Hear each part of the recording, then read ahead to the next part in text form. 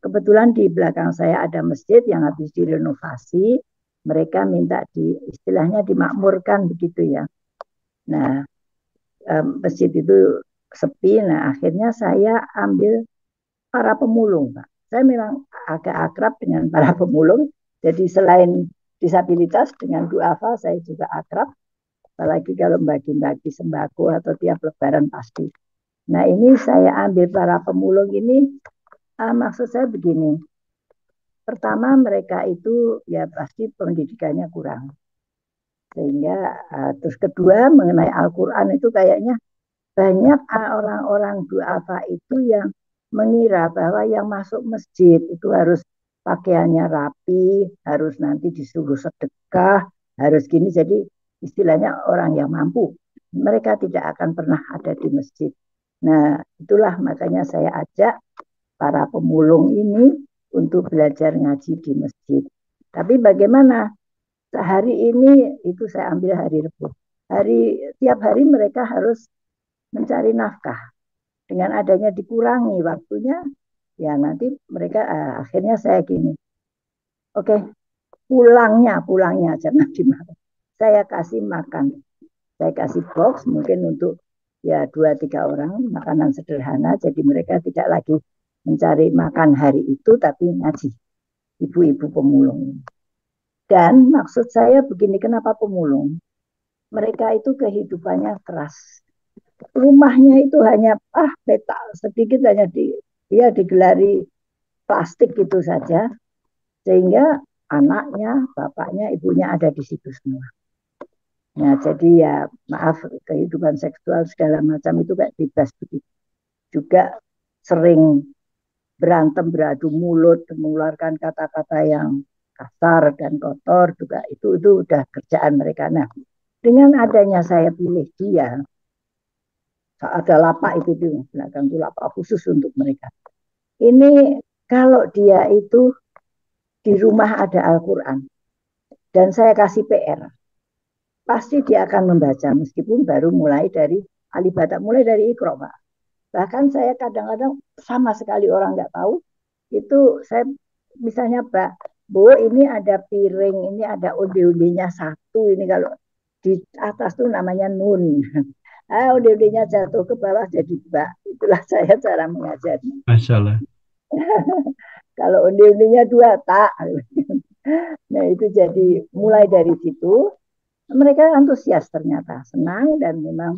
Nah kebetulan ada Bu uh, yang dari Kediri, Ibu itu Ibu Mila, ya, Ibu Mila, Ibu Trusti, iya. ya, nah, ya itu saya disumbang mekena itu sampai 2 kodi. Memang murid saya itu 47 para pemulung ini, ibu-ibu ini. Nah ini juga jadi mereka untuk rajin ke masjid karena punya baju, sekarang punya mekena yang ya lumayan. Jadi mulai dari awal, tadi saya kembali kepada maksud saya, dengan kehidupan yang keras. Kalau di rumah malam itu paling tidak membaca, belajar tulisan Arab lah gitu, dia merasa, oh saya orang Islam. Saya harus merubah. Mau misalnya melihat barang yang bukan miliknya, dia tidak akan mencuri. Dia tidak ngerem gitu loh Pak. Yang tadinya kehidupannya serba kasar, serba gini, ada remnya. Meskipun belum mengerti artinya dan belum Al-Quran, baru Iqra, tapi ada yang sudah saya kasih Al-Quran juga. Jadi itu selain dia jadi bisa membaca, kemudian nanti dia akan mengerem apa-apa yang biasa dia lakukan. Karena, oh kalau menjadi orang Islam begini, juga saya ajak untuk masuk masjid dengan jadi kita kasih pakaian atau apa. Itu Pak. Nah, ada hal yang lucu. Ini musim haji sekarang ini. Ada yang waktu pemilu kemarin orang nyari saya, nggak tahu dari mana, saya nggak kenal. Katanya suruh nemuin eyang. Saya di sini memang disebut eyang ya, karena memang juga eyang banget. Ini ada apa Pak?